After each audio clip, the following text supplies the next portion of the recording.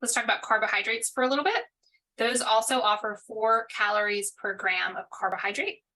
Carbs are organic compounds containing hydrogen and oxygen in the same ratio as water, 2 to 1, and for energy storage within living tissues.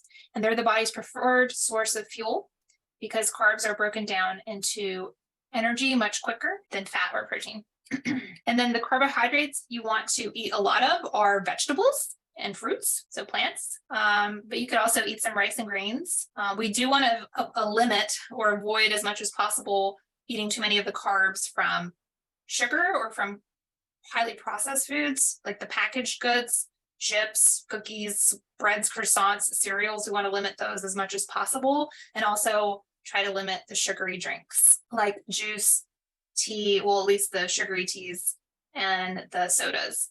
A diet high in carbs is inflammatory to our guts and our bodies. A diet too high carbs. Now, we do need some level of carbs because that's our body's preferred energy source, but having too much, we know, can lead to diabetes and potentially Alzheimer's disease. So it's not good for our brains or our immune system. Because you think about diabetics having too much sugar in their blood. Well, when that happens, think of like molasses and how thick molasses becomes because of all the sugar versus water.